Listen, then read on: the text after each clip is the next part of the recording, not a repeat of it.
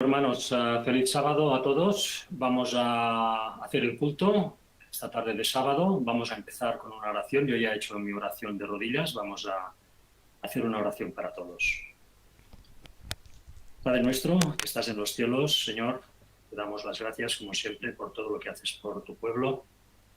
Gracias por ayudarnos a adquirir el conocimiento tan necesario que hoy en día tiene que ser esparcido por toda la tierra para que las personas puedan despertar de esta situación de final de los tiempos en la que estamos.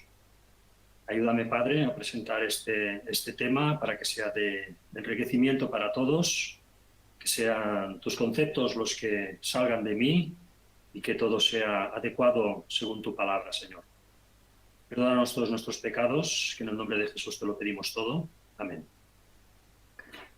Bueno, hermanos, pues vamos a empezar este culto en el cual, pues, según pues, podemos ver el título, la Torre de Babel en Turquía. Es una pregunta que pues hago y que vamos a intentar responder a través de este culto, basándonos en gran parte en todos los estudios que Ron Wyatt, el arqueólogo adventista que trabajó durante tantos años para sacar a la luz las verdades bíblicas que nos habían dejado los restos arqueológicos que se pueden encontrar por toda la Tierra, pues él tocó este tema y hoy vamos a intentar pues poner orden a todo lo que él dijo, porque quizá de todos sus descubrimientos fue el que quedó más quizá en la penumbra, vamos a decirlo así, ¿no? Hoy vamos a intentar pues dilucidar toda esta cuestión. La imagen que he puesto de presentación es una imagen que la he escogido porque creo que resume bastante bien lo que debió ser la Torre de Babel en su intento de construcción por parte de esos rebeldes.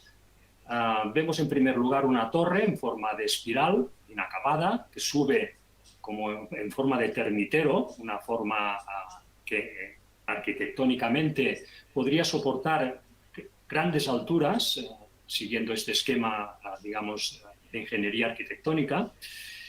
Además vemos pues, en la parte superior de esta torre de Babel hipotética una nube que se abre pues, como una especie de puerta dimensional. Sabemos que la Torre de Babel se alzó con la intención, una de las intenciones era poder contactar de una forma directa con sus dioses, ¿no? Con su Dios y poder establecer pues, conexión total.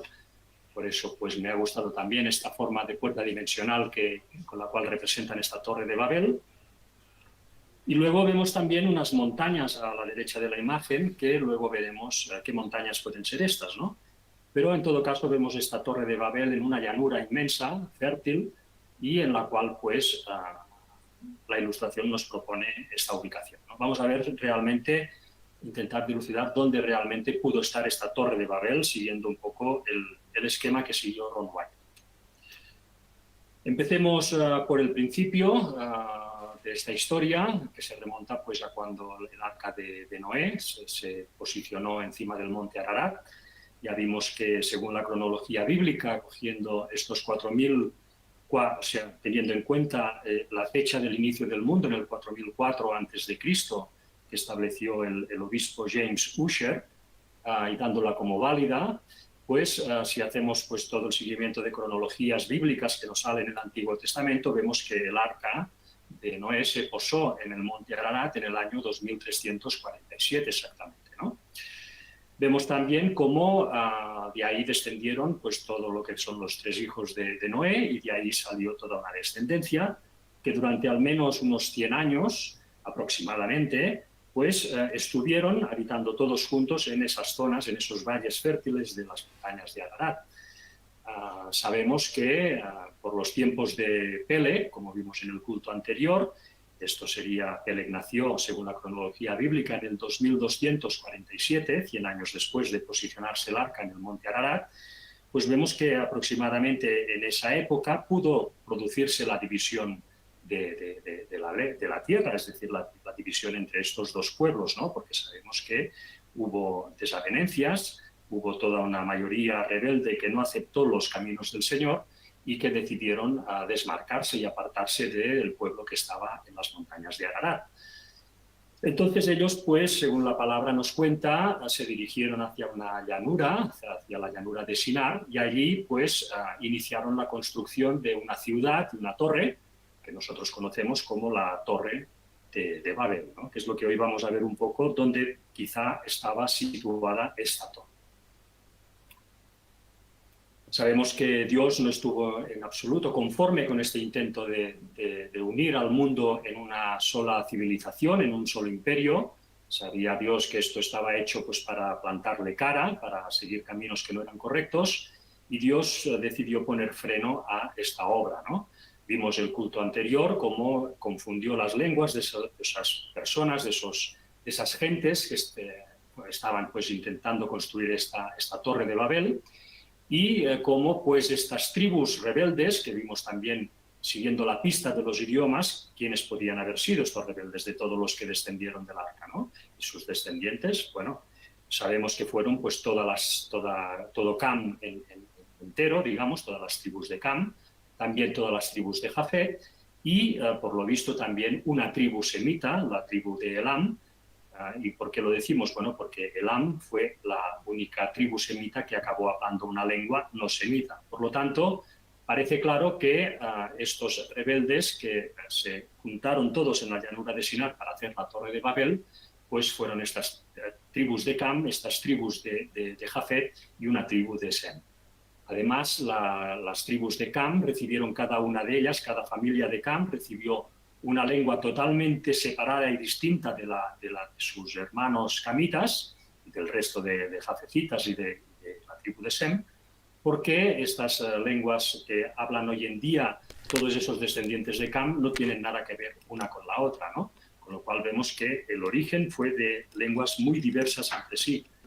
También teníamos las lenguas de la parte de Jafet, que también recibieron lenguas nuevas, pero estas sí estaban emparentadas entre sí. Toda la tribu de Jafet, pues, digamos, recibió lenguas distintas, pero que entre ellas se parecían un poco, ¿no? Con lo cual, ya vimos esto en el culto pasado también, que estaba corroborado por toda la ciencia lingüística, ¿no? Que atribuye a todos los descendientes de Jafet un origen de lenguaje común, ¿no? Con lo cual se ve que estaban emparentadas estas lenguas nuevas que Dios les dio. Y finalmente teníamos esta tribu de Elam, que se le dio una lengua también totalmente nueva y separada de las demás. Esta sería la situación un poco que presentamos pues, el culto anterior, ¿no? Vimos por otro lado que hubo pues, toda una serie de gentes que permanecieron fieles a Dios en los montes de Ararat. Estos fueron los Sem o sea, Noé con su hijo Sem y todos los descendientes de Sem, excepto este hijo de Elam y sus descendientes.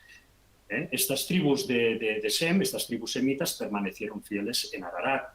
Ellos hablaban el idioma antediluviano y al no ser confundidos, pues siguieron hablando ese idioma antediluviano. Ellos no recibieron el castigo. Por tanto, ese idioma antediluviano vimos que podía ser ese hebreo, si no pues exactamente el mismo hebreo, pues prácticamente, esto no lo sabremos nunca, pero es fácil deducir que podía ser exactamente el mismo hebreo, ¿no? Que la lengua antediluviana fuera efectivamente el hebreo. Vimos también cómo esa parte, esa línea central de esta familia de Sem, que fue pues, la que formó a Arfaxad con todos sus descendientes hasta llegar a Moisés, fueron los que conservaron esta lengua antediluviana sin alterar, que acabó siendo este hebreo que hoy en día conocemos nosotros. Vimos también como el resto de hijos de Sem, que fueron pues, Asur, Lut, Aram, estos tres pues, permanecieron fieles en Ararat también cuando hubo la rebelión, y estos tres seguían hablando este antediluviano, este hebreo. Sin embargo, sus descendientes, empezando por Asur, se desmarcaron en un momento determinado de la historia, dando un idioma nuevo relacionado con el hebreo que habían hablado, pero ya no era hebreo, era un idioma similar. En el caso de los descendientes de Asur fue el acadio, que era una lengua relacionada con el hebreo, que finalmente se desarrolló hacia el babilonio y también hacia el asirio, ¿no? Que eran también dos lenguas semitas. Vimos también el caso de Lut, otro hijo de Sem, que permaneció fiel en Ararat, que seguían hablando hebreo, pero que en un momento determinado de la historia, pues sus descendientes se desmarcaron también del pueblo de Dios, dando paso pues a una perversión del hebreo, que fue la lengua que luego conocemos como bereber, ¿no? Que es una lengua también semita que se habla en el norte de África. Vimos también el caso de Aram, que sus descendientes también se acabaron desmarcando y dieron paso al arameo, otra lengua semita. Vimos también el caso de Joctán, ya esta era la quinta generación desde Noé o desde Sem, y que dio paso a sus descendientes a las lenguas etíopes y subarábigas, también semitas. El caso de Lot, que ya fue posterior, que dio paso al amonita y al moabita, a Ismael, que dio paso al árabe, y a Esaú, que dio paso al edomita. Vimos todo esto en el culto anterior y vimos, por tanto, estos tres grupos de lenguas: por un lado las lenguas camitas, por otro las lenguas de Jafet y por otro estas lenguas semitas, que no fueron confundidas en la torre de Babel, porque ellos no estaban ahí, ellos permanecieron fieles en Ararat, pero que acabaron pues desarrollando, al separarse del pueblo de Dios posteriormente, estas lenguas emparentadas con el hebreo. Esto es lo que vimos en el culto anterior. Hoy vamos a enfocarnos más, como hemos dicho, pues a intentar dilucidar dónde estaba exactamente esta torre de Babel que estos rebeldes intentaron construir al salir de Ararat, ¿no? Al apartarse de Ararat. Nosotros, cuando afrontamos este tema, vemos siempre que hay dos opciones, dos opiniones a este respecto, ¿no? La mayoritaria es la que dice que el pueblo, estando en Ararat, lo que hizo fue salir de ahí, el pueblo rebelde, y siguiendo el curso del Tigris y del Éufrates, pues fueron deslizándose por este valle intermedio entre estos dos ríos, y fueron bajando hasta que llegaron a este cuadro que vemos aquí en el mapa, que representaría la ubicación exacta de Babilonia, de lo que después se conocería como Babilonia, ¿no? Esta es la opción y la opinión mayoritaria entre la gente que se ha acercado a estudiar este tema, ¿no? Todo el mundo hoy en día, cuando le preguntas dónde estaba la Torre de Babel, muchos afirman que estaba en Babilonia. Por tanto, esta sería la primera opción.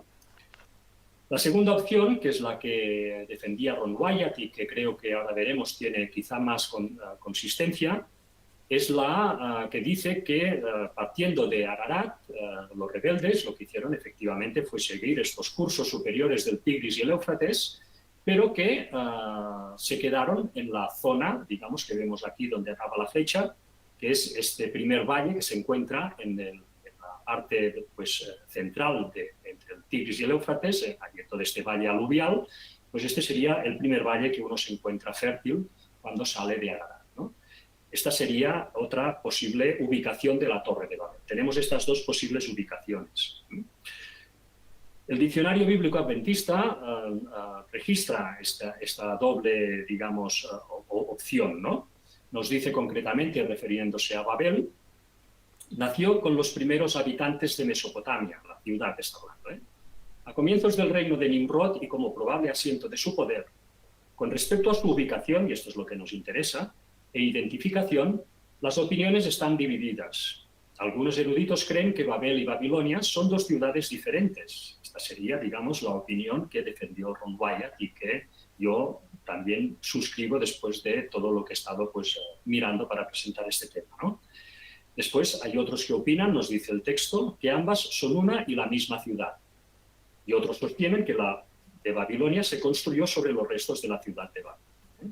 O sea que tendríamos estas dos opciones. Una que nos dice que Nimrod fundó primero una Babel, en este caso Turquía, y luego, al ser dispersado de ahí, reinició el proyecto fundando otra Babel en la zona que hoy en día conocemos como Babilonia, y luego ahí sería la otra opción que nos diría que los rebeldes fundaron Babel en lo que hoy en día es Babilonia, fueron dispersados y luego retomaron el proyecto en el mismo punto que lo habían dejado, ¿no? Construyendo la ciudad de Babel. Son las dos opciones que hay. El diccionario además nos dice que apoya esta segunda, es decir, estaría de acuerdo en que los rebeldes fundaron Babel en lo que luego sería Babilonia, ¿no? Iría en contra de lo que opinaba, en este caso, Ron Wyatt, ¿eh? Pero bueno, en todo caso, lo deja abierto, ¿no? Da constancia de las dos opciones. Estas serían, por tanto, las dos opciones, ¿eh? Los rebeldes salieron y se dirigieron directamente a Babilonia o se quedaron en primera instancia en este valle en Turquía, donde intentaron construir la Torre de Babel y al ser dispersados bajaran luego ya esa tribu que fundó pues esa ciudad de Babilonia en el sur, como veremos después. Para analizar cuál de las dos versiones puede ser la correcta, empezaremos analizando el texto bíblico, que es el texto de Génesis 11:2, que nos dice: y aconteció que cuando salieron de Oriente, hallaron una llanura en la tierra de Sinar y se establecieron allí. Bueno, aquí nos da, como siempre la Biblia, es un pequeño texto, una frase, pero que podemos extraer muchísima información de esta sola frase, ¿no? En primer lugar, vamos a intentar ver qué nos dice exactamente la palabra salieron. ¿Qué quiere decir el versículo con esto de que salieron de Oriente? ¿Qué quiere decir salir? Bueno, en la versión original en hebreo, la palabra para salir que se usa es nasá. Nasá nos dice, ya en definición, tirar hacia arriba, específicamente las estacas de la tienda. Es decir, por un lado, nasá significa desplantar la tienda, ¿no? Levantar la tienda. Pero sabemos que las gentes de esas épocas vivían en tiendas, ¿eh? Por tanto, salir significa levantar la tienda y empezar un viaje, nos dice, ¿eh? También nos dice apartarse, ponerse en marcha, moverse, mudarse, partir, pasar, poner, salir, traer, venir, ¿eh? O sea que en definitiva lo que nos vendría a decir la palabra nasá, que significa salir, quiere decir levantar la tienda y irse de un lugar. Eso es lo que significa la palabra, pues, nasá, que sería salir, ¿eh? Y nos dice que levantaron la tienda y se apartaron de Oriente. ¿Qué es Oriente, según también el original hebreo? Si vamos al original hebreo, vemos que Oriente es Kedem. Y Kedem lo que viene a significar, pues, es el este, ¿eh? El lado oriental. Por tanto, cuando se habla del Oriente, en este texto, nos está indicando un punto cardinal, que sería el este, concretamente. Así que tenemos, traducido literalmente, vendría a quedar así el versículo, ¿no? Y aconteció que cuando se apartaron del este, hallaron una llanura en la tierra de Sinar y se establecieron allí. Bueno, ¿qué quiere decir apartarse del este? Este sería ya el segundo capítulo. ¿Qué quiere decir si una persona se acerca a ti y te dice que se ha apartado del este? Bueno, lógicamente, yo creo que lo más razonable entender es que se ha dirigido pues hacia el oeste, ¿no? Porque si estaba en el este y se ha salido del este es porque se ha ido hacia el oeste, no hay otra. En todo caso, puede haberse ido hacia el oeste y haberse quedado, como vemos en la imagen de la izquierda, en la llanura de Turquía, o también podríamos llegar a entender, quizá, de que salió del este dirigiéndose hacia el oeste, pero que luego hizo un giro de 180 grados para dirigirse otra vez al este de donde había salido. Si nos fijamos en el cuadrículo del mapa de la derecha, el cuadradito de arriba es la zona de Ararat, y el cuadradito rojo de la zona de abajo, de este mapa de la derecha, es donde estaba Babilonia. Entonces vemos que si realmente los que salieron del este se instalaron en primera instancia en Babilonia, querría decir que en realidad no salieron del este, porque es exactamente la misma longitud geográfica, ¿eh? No se han apartado ni un milímetro. Babilonia queda justo al sur del monte Ararat, curiosamente, ¿no? Por tanto, parecería más lógico la opción de la izquierda, que nos dice, o sea, encajaría mejor, ¿no? Porque si salieron del este, si se apartaron del este, quiere decir que se fueron hacia el oeste y que allí encontraron la llanura. Más al oeste sería lo lógico, ¿no? De todas formas, vamos a poner un ejemplo para acabar de clarificarlo, ¿no? Imaginemos pues que yo tengo un amigo, yo vivo en España, tengo un amigo que es, vamos a suponer, de Finlandia, ¿no? En el norte de Europa, y me cuenta la historia de su familia y me dice: mira, Luis, yo y mis padres cuando era pequeño salimos del norte y encontramos una ciudad y nos instalamos ahí. Bueno, ¿yo qué entendería que me está diciendo mi amigo? Entendería, pues lógicamente, que la ciudad que él encontró, pues la encontró al sur de Finlandia, hacia el sur, porque si me dice que salió del norte, entenderé que la ciudad la encontró más al sur. La encontraría, pues, esta ciudad podría estar totalmente al sur, o al sureste, o al suroeste, pero en todo caso siempre en dirección al sur. Lo que yo nunca entendería es que mi amigo y su familia salieron del norte y encontraron una ciudad después de dar un rodeo de 180 grados y volver al mismo norte de donde habían salido. Esto no lo entendería de esta forma, no tendría lógica a nivel pues, de entendernos a nivel de lenguaje, no sería una forma correcta de entender lo que me está diciendo mi amigo.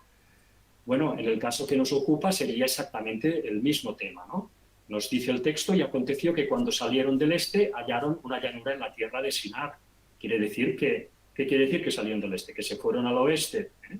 Que se fueron justo al oeste o hacia el noroeste o hacia el suroeste. Pero en todo caso es lo que yo entenderé, ¿eh? Lo que no entenderé nunca es que dieron la vuelta de 180 grados y se fueron otra vez hacia el este de donde habían salido. Esto no tendría sentido a nivel de lenguaje, ¿eh? Vemos, como hemos dicho antes, que la ciudad de Babilonia estaba justo al sur, en el mismo este de lo que estaba Ararat. Esto pues sería el planteamiento para ver un poco que el texto, el versículo que hemos visto, apoyaría la opción que defendía Ron Wyatt de que la Torre de Babel estaba en una llanura que se encontraron dirigiéndose al oeste, ¿eh? Vemos pues que esto que hemos dicho, ¿no? En el punto de arriba de esta línea estaría pues el arca de Noé, de donde saldrían estos rebeldes, y en la parte de abajo de esta línea estarían las antiguas ruinas de Babilonia, con lo cual vemos que está justo en línea vertical, en el mismo este. Esto sería pues igualmente de la distancia que hay entre Bagdad y las antiguas ruinas de Babilonia, vemos que sigue esta línea justo hacia el sur, ¿eh? O sea que está todo en el mismo este de lo que estaba Ararat.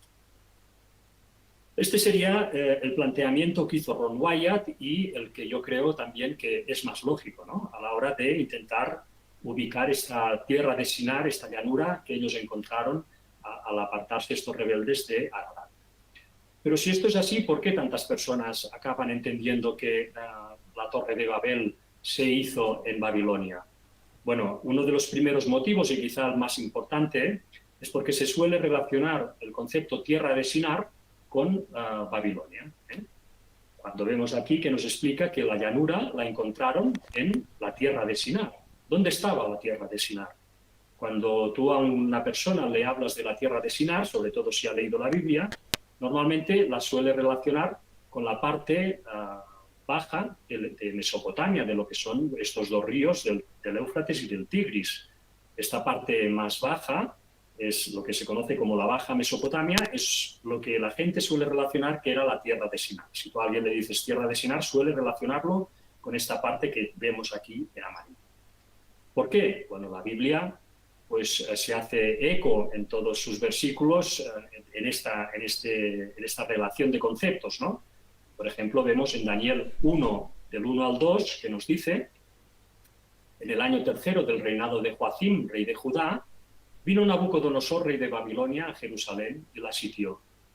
Y el Señor entregó en sus manos a Joacim, rey de Judá, y parte de los utensilios de la casa de Dios, y los trajo a tierra de Sinar, a la casa de su Dios, y colocó los utensilios en la casa del tesoro de su Dios. O sea que vemos aquí, en esto, por ejemplo, en este texto, que se relaciona claramente tierra de Sinar con Babilonia. Entonces, es la relación que se suele hacer, ¿no? Tierra de Sinar era Babilonia. Pero, ¿tierra de Sinar era solamente la parte baja de Mesopotamia? Bueno, el diccionario Strong también viene a reforzar esta tendencia de este pensamiento, ¿no? Nos dice que Shinar, que es una palabra hebrea, pues significa, definición, una llanura en Babilonia. Y se queda ahí, ¿no? Pero realmente, vuelvo a preguntar, ¿Shinar era solamente la parte sur de Mesopotamia?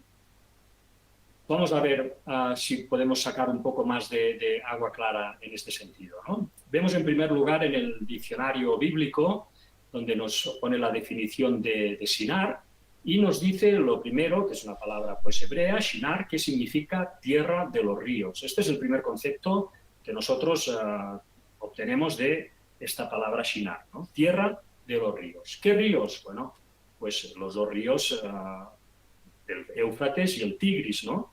Esta sería la definición de Shinar, ¿eh? La tierra de los ríos. Por tanto, aquí ya nos da una vislumbre de que Shinar realmente podría ser todo el cauce de estos dos ríos, no solamente la parte del sur. Después, en esta definición obtenida en el Wikipedia, también vemos como Shinar nos dice, es una palabra hebrea que se aplica a la llanura aluvial situada en el valle formado por el Tigris y el Éufrates, esto es, la Mesopotamia. Entonces, ya nos está también relacionando muy claramente la palabra hebrea Shinar con lo que fue la palabra griega Mesopotamia. ¿Qué significaba Mesopotamia? Bueno, lo veremos después, pero en todo caso aquí ya nos pone una relación más amplia de lo que podía ser Shinar, ¿no? No solamente la parte inferior del Tigris y el Éufrates, sino quizá todo el recorrido de estos dos ríos, ¿no? Que incluiría, por lo tanto, también la zona de Turquía. Esto también lo vemos reafirmado en el Diccionario Bíblico Adventista, cuando seguimos leyendo el concepto de Shinar, vemos esta segunda aclaración de esta palabra, ¿no? Nos dice, país del cual era Amrafel, que era este rey que conocemos por la Biblia, ¿no? Que vino a castigar toda la zona de Canaán.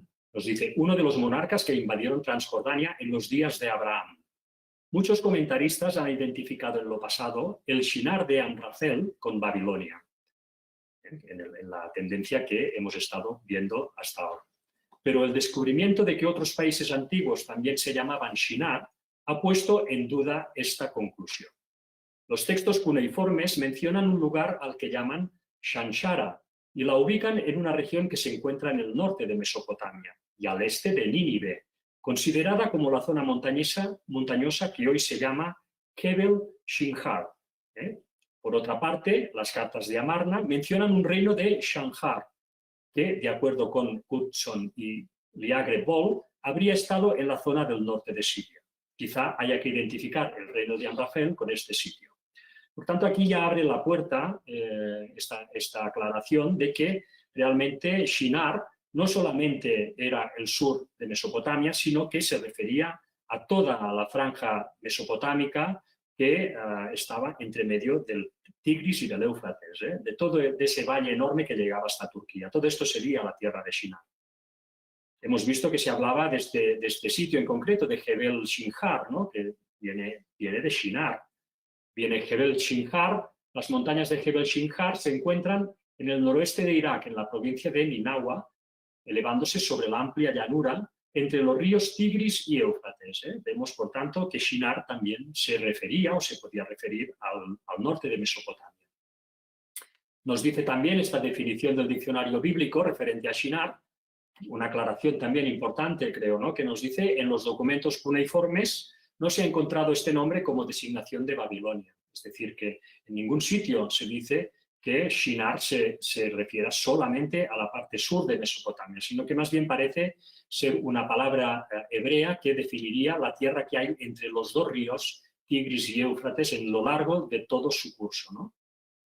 Lo vemos también en esta otra definición de Shinar, que nos dice región general de Mesopotamia. Mesopotamia era la región que había en todo el cauce del Tigris y el Éufrates. Entre medio era la Mesopotamia. Vemos el concepto de Mesopotamia, por tanto, si tierra de Shinar era Mesopotamia, vamos a ver qué era Mesopotamia. La palabra Mesopotamia tiene un origen griego. Proviene de Mesopotamia, se compone de mesos, con el significado de medio, y potamos, que se traduce como río. Puede definirse entonces la Mesopotamia, término utilizado en geografía, como toda la región que se encuentra ubicada entre ríos. Esto sería lo que sería la tierra de Shinar. Yo he puesto aquí, tierra de Shinar es lo mismo que decir Mesopotamia, y se refiere a toda la tierra existente entre los ríos Tigris y Éufrates en todo su curso. Esto sería, por tanto, la tierra de Shinar.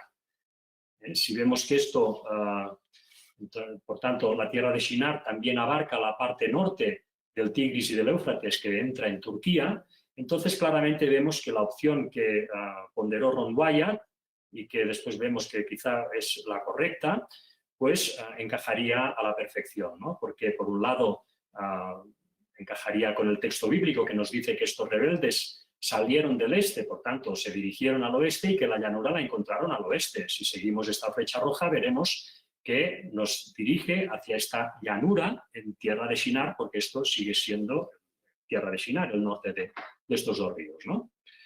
Nos dice además Ellen White en Patriarcas y Profetas, en la página 112, emigraron a la llanura de Shinar, que estaba a orillas del río Éufrates. Les atraían la hermosa ubicación y la fertilidad del terreno, y sobre esta llanura resolvieron establecerse. Bueno, esto ya vemos, por tanto, por la palabra inspirada de la profetisa del Señor, que esta llanura era fértil, ¿no? Entonces, ¿cuál es esta llanura primera que se encuentra en Turquía cuando uno, saliendo de Ararat, siguiendo el curso del Éufrates, llega a esa llanura, esa gran llanura, ¿no?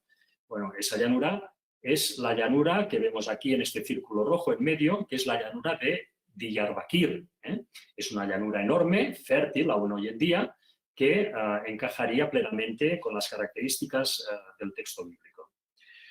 Aquí lo vemos en una fotografía del satélite, en donde vemos, yo he pintado pues, en color azul tanto el Éufrates a la izquierda como el Tigris a la derecha.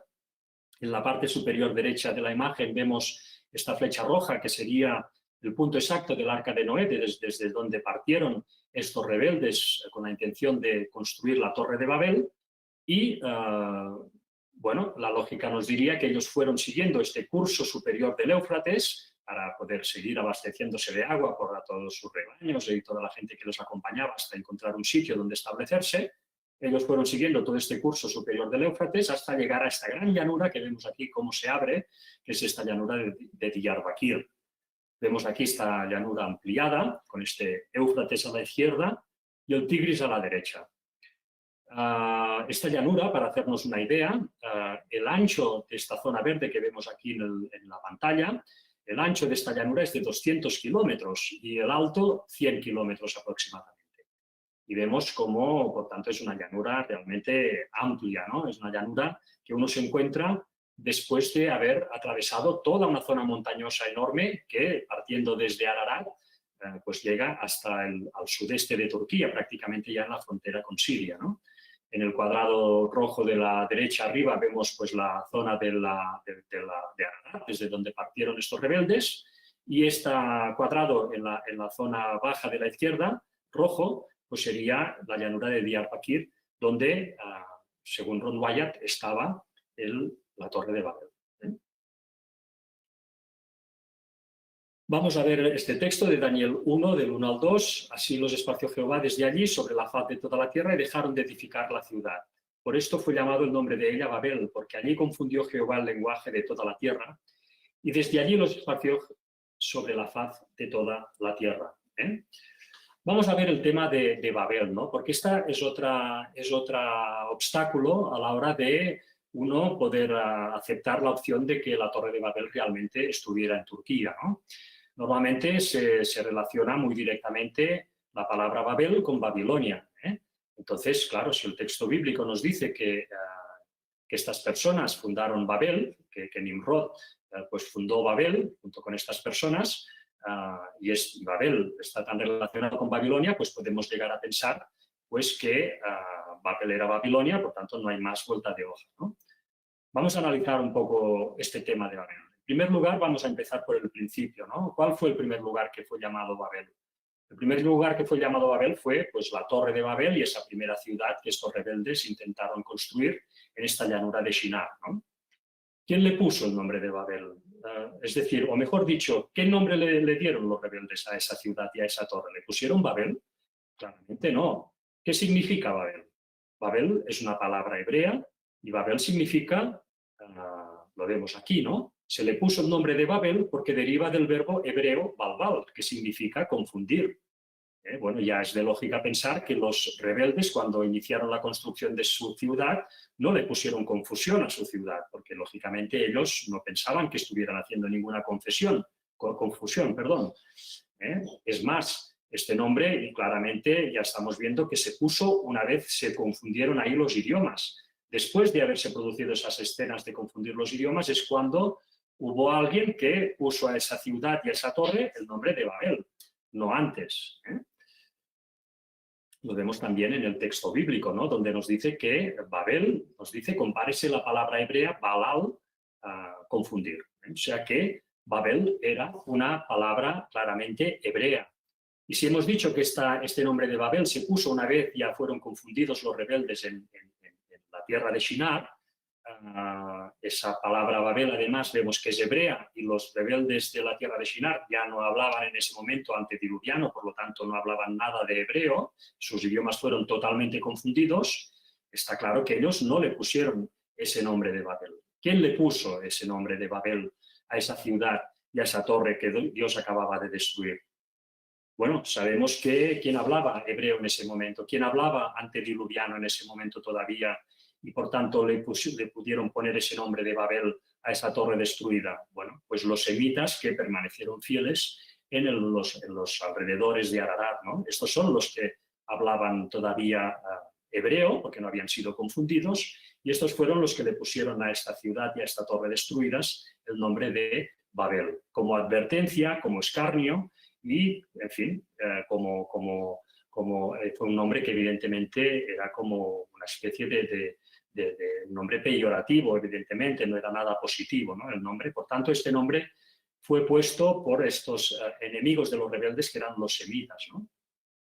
Que permanecieron fieles en Ararat. Vimos también en este mapa un poco cómo fue pues, esta dispersión de los rebeldes en Ararat. Ya vimos que las flechas azules pues, correspondían a estos descendientes de Jafet, que fueron los que colonizaron Europa y también la parte de Irán y del norte de la India. Vimos también cómo estas flechas de color lila, violeta, pues corresponderían a todas las tribus de Cam, que fueron las que se extendieron por más zonas del mundo, toda África, por toda Asia, Oceanía, y también saltando, pues se dirigieron hacia toda la parte de América, ¿no? Todos estos fueron de la tribu de Cam. Y luego vimos también cómo estas tribus de Sem en amarillo o en naranja se mantuvieron en la zona de Armenia, en la zona de Ararat, en esos valles, durante unos años, ¿no? Durante unos años estuvieron ahí. Además, probablemente Sem, estas tribus semitas que permanecieron fieles a Dios en las montañas de Ararat, quizá ayudaron a Dios en esa dispersión, en esa destrucción de esas ciudades, ¿no? Quizá estos mismos semitas también participaron de esa destrucción que cayó sobre los rebeldes, ¿no? Entonces, claramente yo creo que estos semitas fueron los que dieron este apodo de Babel a este intento primero de construir esta torre y esta ciudad. Esta dispersión de estas gentes rebeldes desde Turquía, vimos también, y hoy vamos a verlo un poco con más detalle, vamos a ponerle un poco de paciencia, porque yo creo que esto es interesante también de poder tenerlo claro, ¿no? A la hora de defender todo este tipo de cosas, a enfrentarte al mundo, que a veces defiende cosas tan distintas, ¿no?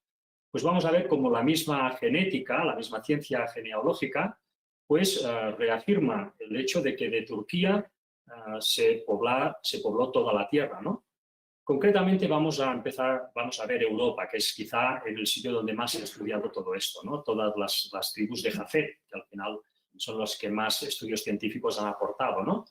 Nos dice este artículo, descubren que los primeros aldeanos de la península ibérica tenían genes diferentes al resto de Europa. Bueno, esto es lo que dicen. Este artículo concretamente se centra en un estudio internacional en el que participa la Universidad de Granada. Ha analizado datos arqueológicos, genéticos y de isótopos estables, un de análisis químico, para determinar que gran parte del origen genético de la población de la península ibérica se debe a la influencia principal de una ruta. Bueno, vamos a ver qué nos dice este artículo. Un estudio internacional internacional en el que participa la Universidad de Granada ha analizado datos arqueológicos, genéticos y isótopos estables, esto ya lo hemos leído, de una ruta migratoria prehistórica procedente de Anatolia, que llegó hace menos de 8.000 años a través del norte del mar Mediterráneo. Bueno, lo que nos viene a decir este artículo que este esqueleto que se encontró en la península ibérica es el más antiguo de los que han encontrado, y al hacerle el análisis genético le ha dado un resultado en el cual coincide exactamente con los análisis genéticos hechos en las poblaciones de Anatolia, es decir, en la actual Turquía, de donde fueron esparcidos todos estos rebeldes que estaban construyendo la Torre de Babel, ¿no? Entonces, también nos dice el artículo que, si lo leéis, pues luego tranquilamente veréis qué es lo que pone. Nos dice también que hubo una segunda oleada migratoria en Europa, que vino también del este y que fue la que acabó dando también mayoría en estos genes que hoy en día se encuentran cuando uno pues, empieza a analizar estos esqueletos de tantos años, ¿no? Pero que en todo caso también eran de tribu de Jafet. Esto sería un poco lo que nos da el rastreo genético. En este otro artículo también la agricultura llegó a Europa desde Turquía al final de la Edad de Piedra. Nos dice comunidades de humanos cazadores-recolectores pasaron gran parte de la Edad de Piedra tardía desarrollando los conceptos básicos de la agricultura en las fértiles tierras de la península de Anatolia, actual Turquía, antes de emigrar a Europa. O sea que la ciencia de historia actual concede y reconoce que la agricultura, es decir, las primeras civilizaciones, el primer signo de civilización empezó en la Turquía actual, en Anatolia, ¿no? Y que desde allí, pues, emigraron, en este caso nos dice, a Europa para hacer este primer repoblamiento, ¿no? Nos dice también, así se desprende de un estudio realizado por investigadores de las universidades de Estocolmo y Uppsala y la Universidad Técnica de Oriente Medio en Ankara, que analizaron genomas de humanos antiguos y afirman que al menos 2 oleadas de los primeros colonos europeos tenían el mismo grupo genético que los agricultores del centro de Turquía. Bueno, esto es lo que nos dice la genética, ¿no? Que desde Turquía hubo una gran ola migratoria primigenia que acabó ocupando toda Europa, cuando tantas veces se había pensado, además, que estas olas habían venido del África, digamos, norteafricana, ¿no? Pero en realidad vinieron efectivamente de Anatolia, tal como nos indica pues, la Biblia en este sentido, ¿no? Aquí tenemos otro artículo en el mismo sentido, en el cual analiza toda una serie de datos, de esqueletos que se han encontrado en la antigua Roma, ¿no? Y nos dice, vamos a leerlo también rápidamente, nos dice, científicos reconstruyen 10.000 años de la historia de Roma escritos en el ADN. Bueno, como siempre, los años y las fechas, siempre entre paréntesis, porque el mundo secular, al no aceptar la Biblia, todas sus fechas pues, se van a toda la cantidad de años que no corresponden y que esto, pues, si podemos, con calma ya lo iremos aclarando, ¿no? En todo caso, el artículo que nos dice ¿quiénes vivieron en Roma, incluso antes de que se fundara la ciudad? ¿Cómo recibió la orbe a los pueblos incorporados al imperio cuando este asentamiento alcanzó una población de 1 millón de habitantes? Ahora, un estudio que se acaba de publicar en la revista Science ha realizado un profundo estudio del ADN antiguo para revelar la procedencia de un sinfín de generaciones de romanos. Los autores han estudiado el material genético de 127 personas procedentes de 29 yacimientos y que engloban un periodo de más de 12.000 años. Esta es la primera vez en que una investigación de ADN antiguo se centra en Roma y es la primera en estudiar los cambios ocurridos en esa metrópolis tan importante.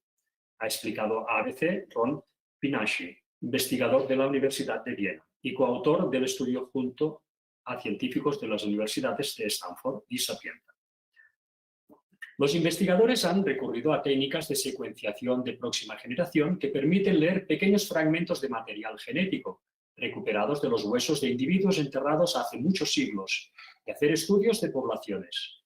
De esta forma han podido comparar a los romanos con otros grupos pretéritos y observar una serie de flujos de población importantes. En resumen, en Roma ocurrieron 2 grandes migraciones muy antiguas, y esto es lo que hemos dicho antes, ¿no? Estas 2 migraciones que parece que poblaron Europa, y un número de cambios menos drásticos en épocas más recientes. Así han averiguado que cuando este estado estaba en su apogeo, los habitantes de Roma eran muy similares a las personas que hoy viven en la cuenca del Mediterráneo y en Oriente Medio.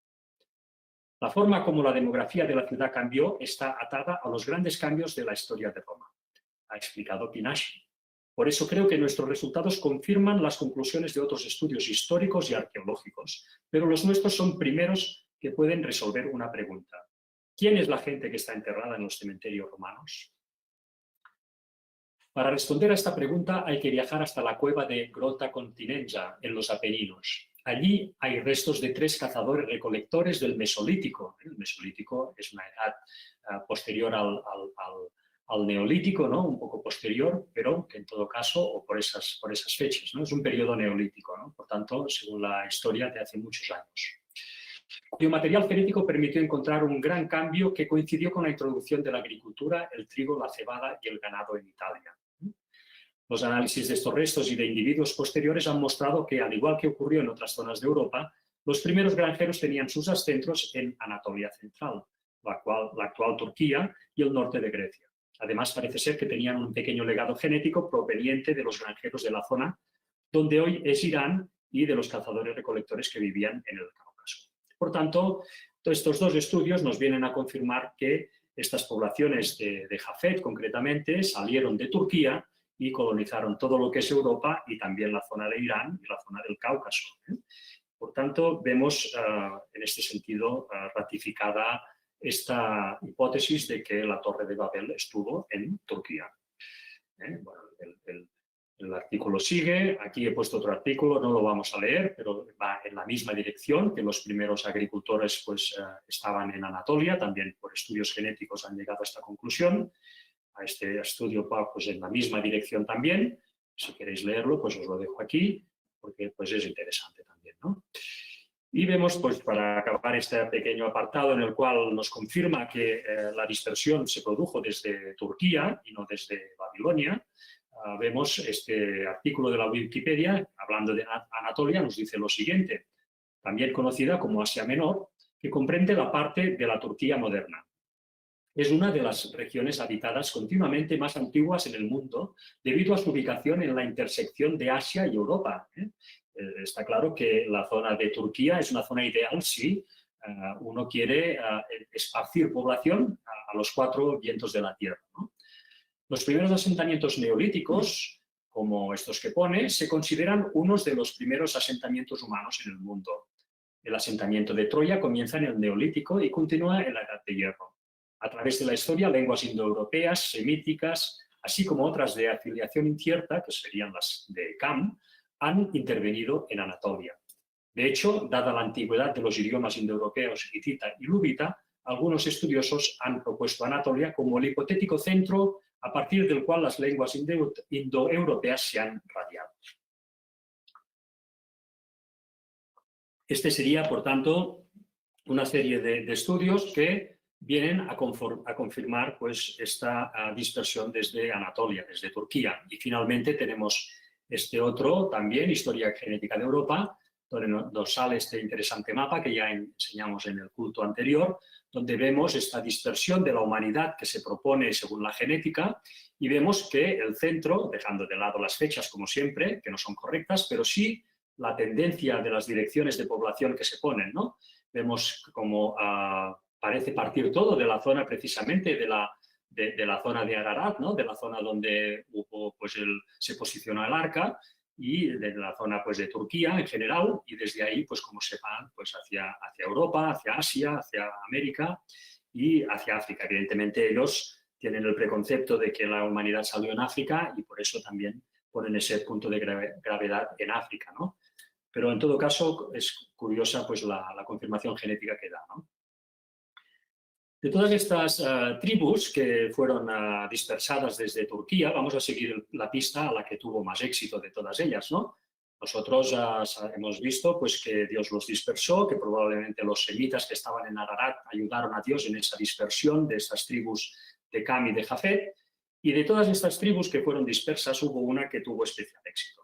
Esta tribu pues, son los sumerios. Estos sumerios son los que, descendiendo por todo el valle del Tigris y del Éufrates, se acabaron instalando, esta vez sí, pues, en la parte sur de lo que es Mesopotamia, de lo que es tierra de Shinar, y ahí tuvieron, pues, fundaron esa primera civilización, esa primera cultura, que hoy en día la historia oficial, cuando hace prospecciones arqueológicas, pues siempre llega a la conclusión que la primera civilización, el primer imperio que hubo sobre la Tierra, fue el imperio sumerio, ¿no? ¿Quiénes eran estos sumerios? Bueno, nos dice este pequeño artículo, los sumerios fueron la primera y más antigua civilización que existió, ubicada en la parte sur de Mesopotamia, en el Medio Oriente, en las planicies aluviales de los ríos Tigris y Éufrates. Aparecieron alrededor del año 3100 a.C., como siempre las fechas entre paréntesis. Luego de la Revolución Agrícola, fijémonos qué curioso, ¿no? Aquí nos hablan de la Revolución Agrícola que vimos que la ubican en Turquía, ¿no? O sea que ya nos está diciendo que este asentamiento sumerio en el sur de Mesopotamia vino de Turquía, es otro dato a tener en cuenta, ¿no? Y su imperio controló la zona hasta más o menos el 2000 a.C., cuando fueron conquistados por civilizaciones vecinas, ¿eh?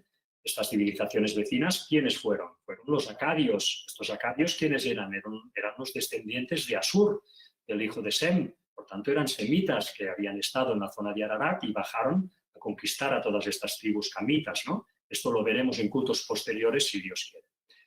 Los sumerios hablaban su propia lengua y tenían su propia religión, que era central en su ordenamiento social.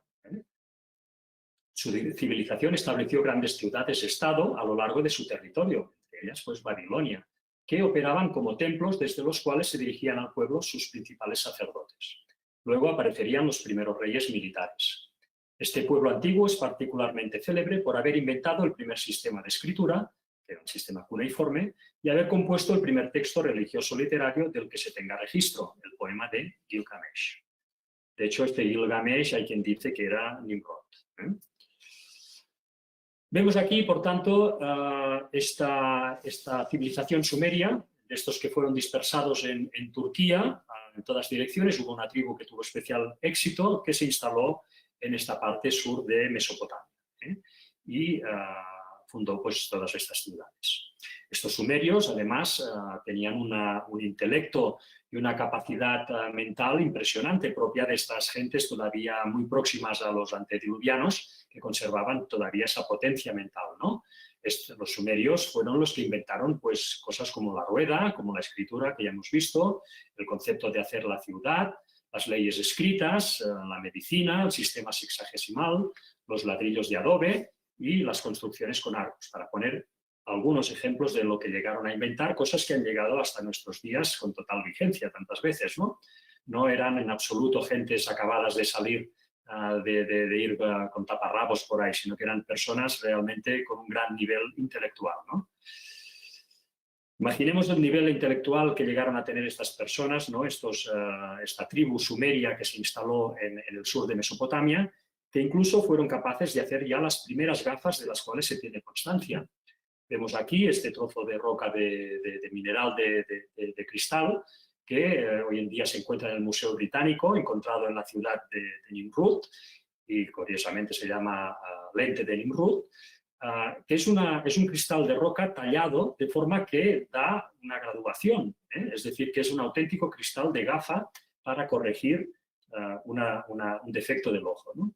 Hasta este punto de técnico llegó esta gente. Imaginemos luego pues, el desconcierto lógico de la ciencia oficial cuando se plantea de dónde pudo salir esta civilización. Para ellos, evidentemente, es un misterio, ¿no? Es un gran misterio cómo se pudo pasar de estas tribus que ellos dicen en Turquía que inventaron una agricultura muy rudimentaria, cómo se pudo pasar al cabo de poco tiempo a hacer este tipo de avances técnicos, ¿no? Realmente es alucinante para ellos.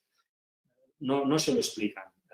Lo dice, por ejemplo, este texto. Nos dice, los sumerios se asentaron en el entorno de los ríos Tigris y Éufrates, cerca de su desembocadura en el Golfo Pérsico.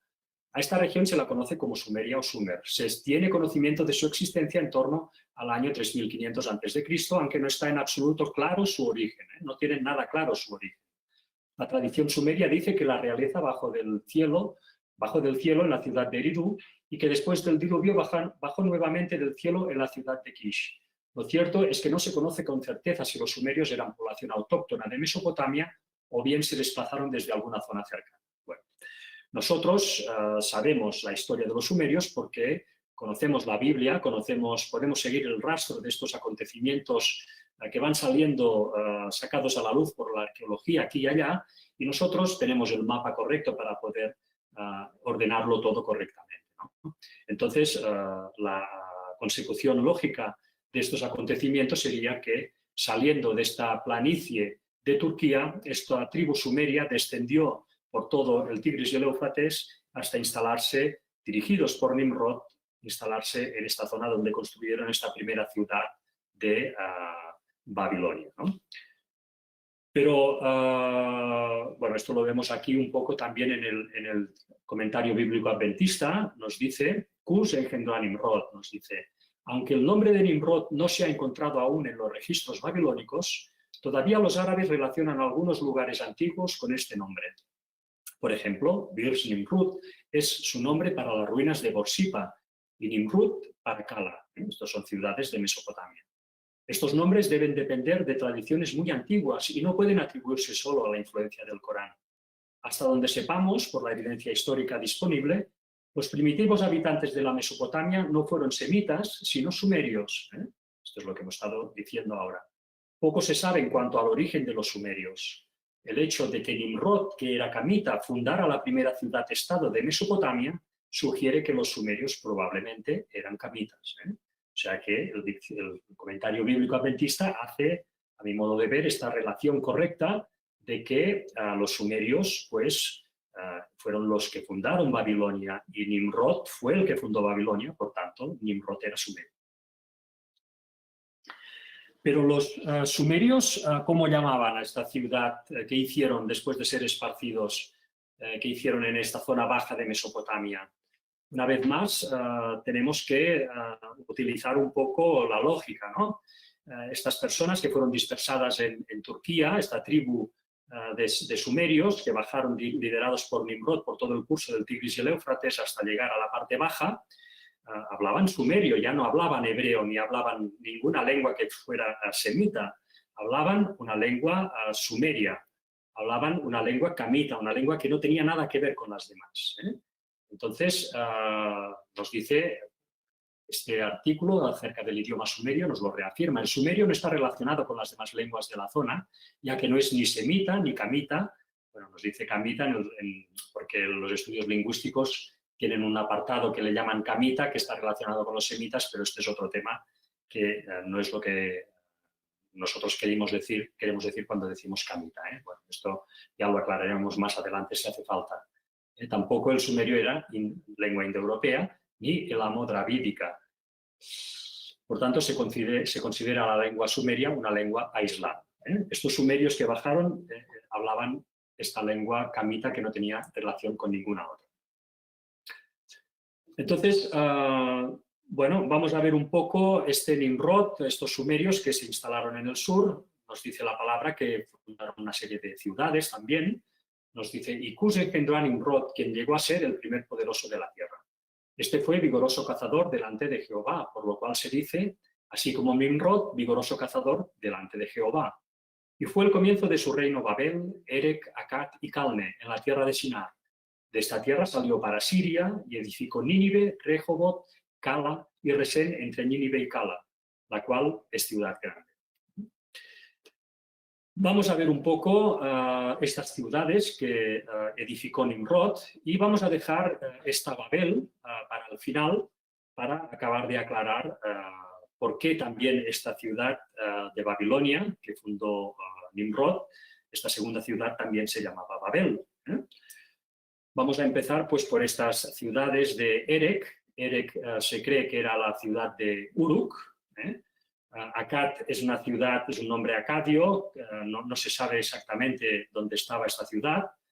Calne tampoco, bueno, sí, Calne se cree que era Nippur, concretamente. Esta sería un poco lo que nos dice el comentario bíblico adventista acerca de estas ciudades que fundó Nimrod al llegar a esta zona de la Baja Mesopotamia. Luego nos dice que se dirigió hacia el norte, pues fundando estas ciudades también. Ya en la parte norte de Mesopotamia se conoce como Asiria, y estas ciudades que fundó fue Nínive, que vemos aquí en el mapa, Rehoboth, que no se sabe exactamente todavía dónde estaba, Cala, que la vemos al lado de Nínive, Resén, que nos dice la palabra de Dios que estaba entre Nínive y Cala, pero que tampoco se ha localizado todavía, ¿no? Bueno, estas serían las ciudades que edificó Nimrod junto con los sumerios después de ser dispersados, ¿no? Nos dice también, sería esta la versión, por tanto, que defendió Ron Wyatt y que yo también suscribo, ¿no? En este sentido de que descendiendo de esta llanura de Diyarbakir, pues fueron descendiendo hasta Babilonia cuando fueron dispersados. Aquí lo vemos. Vamos a ver el tema de Babel, ¿no? Una vez más, estos sumerios liderados por Nimrod, cuando fundaron esta primera ciudad después de ser dispersados en la zona baja de Mesopotamia, ¿la llamaron Babilonia o la llamaron Babel? No, ellos la llamaron Karingir.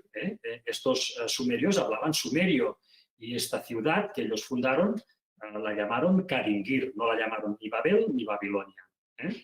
No la llamaron Babel porque Babel, una vez más, era un nombre hebreo que fue puesto pues, por estos fieles a Dios que permanecieron en Ararat, que seguían hablando hebreo, que seguían hablando antediluviano, y que era un nombre, al fin y al cabo, despectivo, ¿no? Era un nombre que significaba confusión, ¿eh? Está claro que Nimrod y los sumerios no se pusieron a sí mismos a su ciudad confusión, ¿eh? Este nombre se lo puso estos que permanecían fieles a Dios en la zona de Ararat.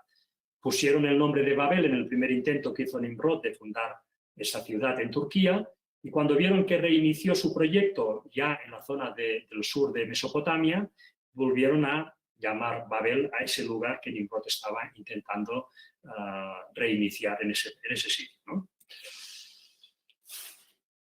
Los sumerios tampoco llamaron a esa zona de esa primera ciudad que fundaron, tampoco la llamaron Babilonia, porque Babilonia es un nombre que viene del acadio, ¿eh? Los acadios fueron semitas que invadieron posteriormente la zona que ocupaban los sumerios, y es por tanto Babilonia el nombre que le pusieron los acadios, es un nombre acadio, no es un nombre sumerio, ¿eh?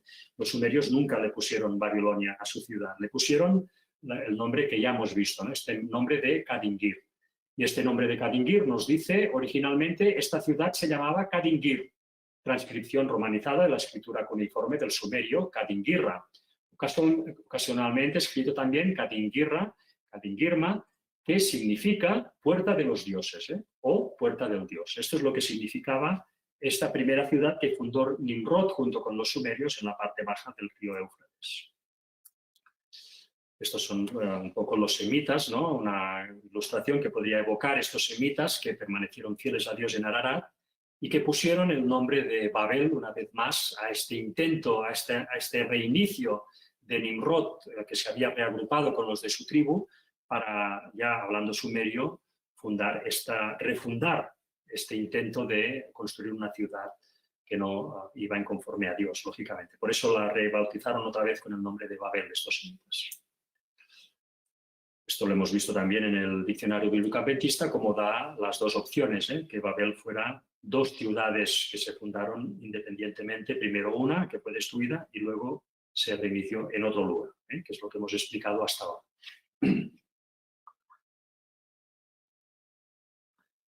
Vamos a ver ahora un poco el tema de los zigurats, ¿no? Porque tantas veces también se suele relacionar la Torre de Babel con un zigurat, ¿eh? Muchas veces se nos dice que los zigurats que florecieron por toda la parte baja de Mesopotamia, en cada ciudad había un zigurat, pues se suele decir que el zigurat, concretamente el de Babilonia, pues en definitiva era la Torre de Babel, ¿no?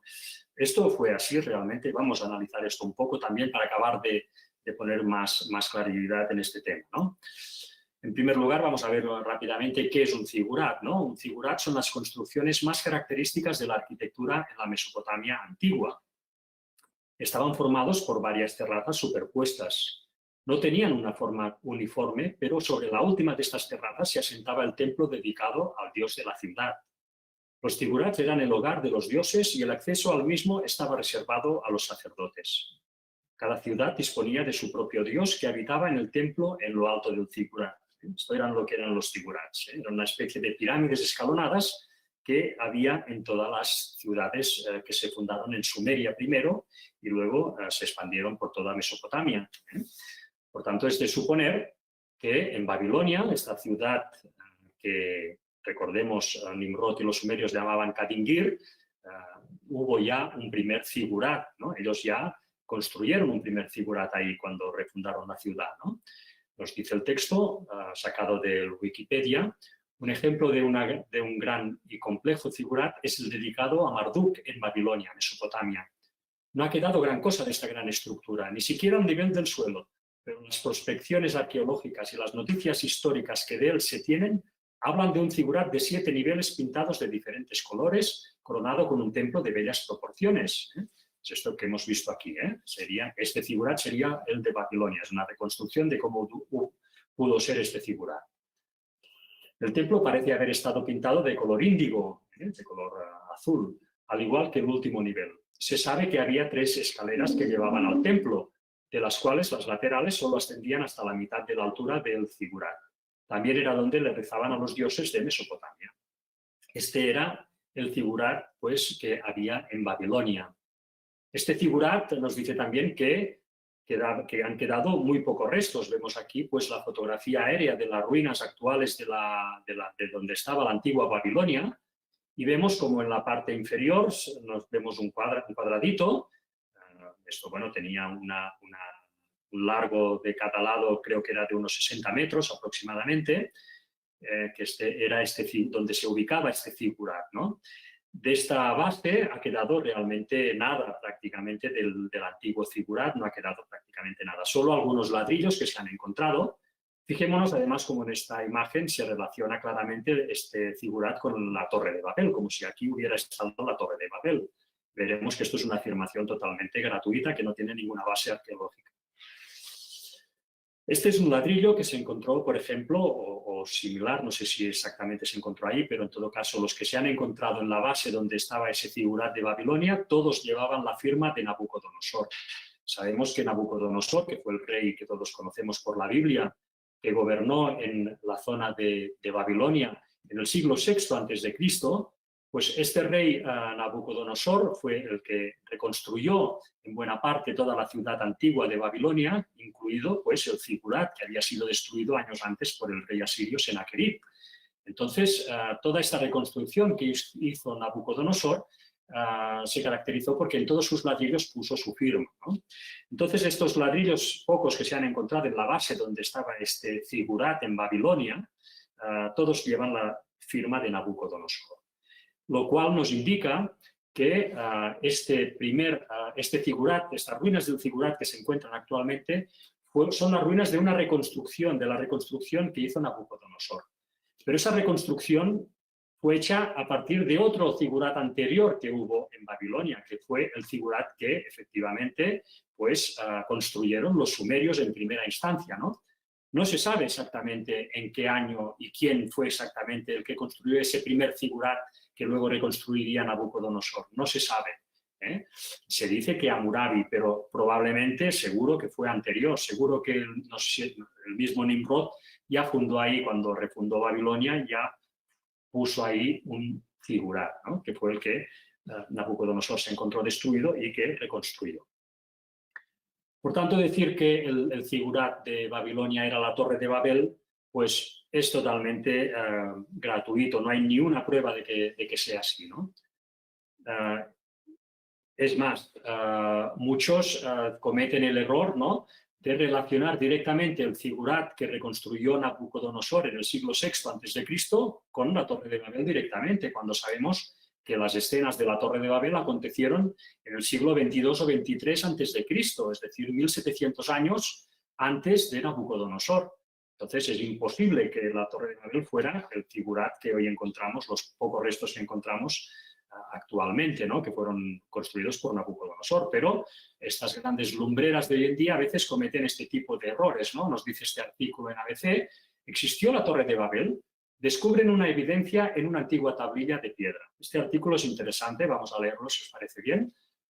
Dice: el primer episodio de una nueva serie de secretos del canal Smithsonian, que es un canal pues, de YouTube, creo, está trayendo la atención sobre una antigua tablilla de piedra que se presenta como la evidencia de que la Torre de Babel bíblica existió realmente en la antigüedad. En el vídeo, Andrew George, profesor de la historia de Babilonia de la Universidad de Londres, examina una antigua tablilla del siglo VI a.C., hallada en Babilonia hace más de un siglo, pero que no había sido estudiada hasta ahora. En ella se representó una estructura escalonada con 7 pisos y una figura humana en el centro, que el experto identifica como el rey Nabucodonosor, el gobernante más famoso de la Mesopotamia, y una inscripción: Etemenanki, Zigurat Babel. Este Etemenanki era el Zigurat de Babel, es decir, la torre del templo de Babilonia.